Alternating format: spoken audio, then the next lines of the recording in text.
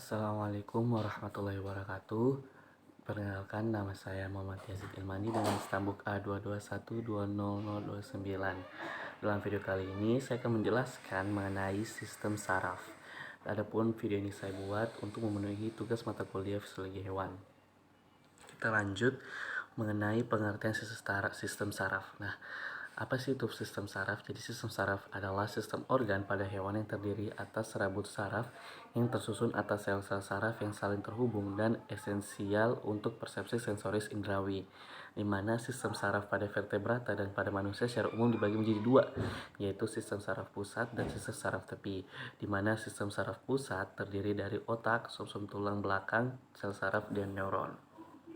Kita lanjut mengenai bagian-bagian dari sistem saraf pusat. Yang pertama mengenai otak. Nah, jadi otak ini itu mempunyai 5 bagian utama, yaitu otak besar, cerebrum, otak tengah, mesencephalon, otak kecil, cerebellum, sumsum sambung, medula oblongata, dan jembatan farol. Nah, otak ini adalah mesin pengendali utama dari segala fungsi tubuh. Lanjut mengenai sumsum tulang belakang. Nah, sumsum tulang belakang ini sama dengan otak, di mana sumsum tulang belakang juga merupakan bagian dari susunan saraf pusat. Sumsum tulang belakang langsung terhubung ke otak melalui batang otak dan kemudian mengalir sepanjang ruas tulang belakang. Nah, saraf tulang belakang ini berperan dalam aktivitas sehari-hari dengan mengirimkan sinyal dari otak ke bagian lain dari tubuh dan memerintahkan otot untuk bergerak. Lanjut tentang sel saraf dan neuron. Jadi berdasarkan fungsinya, neuron terbagi ke dalam 3 jenis, yaitu neuron sensorik yang membawa pesan ke saraf pusat, neuron motorik yang membawa pesan dari saraf pusat, dan serta interneuron yang mengantarkan pesan di antara neuron sensorik dan motorik di saraf pusat.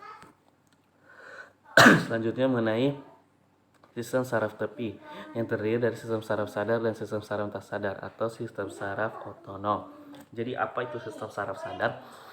Jadi sistem saraf sadar itu disusun oleh saraf otak atau saraf kranial, yaitu saraf-saraf yang keluar dari otak, dan saraf susun tulang belakang, yaitu saraf-saraf yang keluar dari sumsum tulang belakang.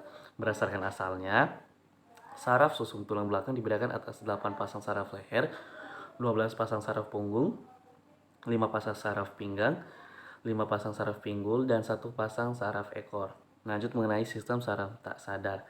Jadi sistem saraf tak sadar ini yaitu sistem saraf otonom disusun oleh serabut saraf yang berasal dari otak maupun dari sumsum tulang belakang dan menuju organ yang bersangkutan.